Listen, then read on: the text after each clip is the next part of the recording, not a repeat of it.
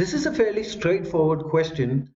The sentence begins with the word like, and like is used to compare nouns. So for example, we can say like John, Sam is very rich.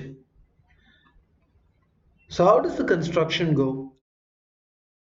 Like John, John is a noun here, and immediately after the comma we should have another noun.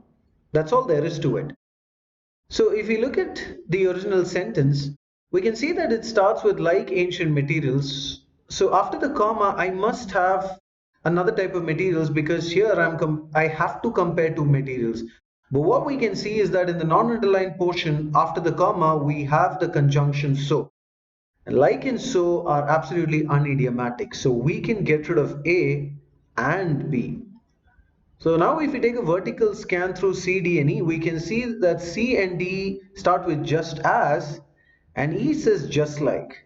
Now this is also unidiomatic, so we can get rid of E, but just as is actually bringing in the construction of just as, comma, so is. Now this is a correlative conjunction that can be used to say just as her mother is tall, so is she. So this correlative conjunction is actually connecting two clauses. Just as a mother is tall, so is she. Now if you look at the original sentence, you might be a little bothered by the non-existence of the is, but please understand that this is not required, and even if it's not explicitly mentioned in the sentence, it is still implied in the construction. So this idiomatic construction is perfectly fine. So we can use both C and D. Now, when we notice a difference between C and D, we can see the plural pronoun they. Now, according to the laws of GMAT, a plural pronoun must have a logical antecedent in the form of a plural noun.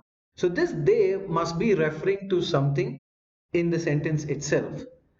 Now, please don't mistake this for pronoun ambiguity and use that rule and say, well, they could be referring to the materials or the builders, and that is exactly why we can get rid of the. That is not the reason here.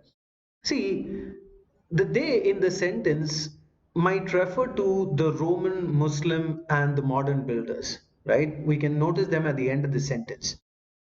So if I say that they refers to the modern builders also, please remember that the pronoun is used to take the place of a noun in a sentence. So if I put the modern builders back into this particular place, including the Roman and the Muslim builders, we can actually see that the logic becomes just as the modern builders use these materials in constructing ancient Alexandria. Now, does that make sense? The modern builders use these materials in constructing ancient. Of course, they were not involved in the construction of ancient Alexandria, right? So this usage of the pronoun does not make logical sense. So D goes off. So if you look at the logic of C, just as these materials were recycled in the construction of that city, so ancient materials were used by the subsequent builders like Roman, Muslim, and the modern builders. So C's logic reads just fine. That's your right answer.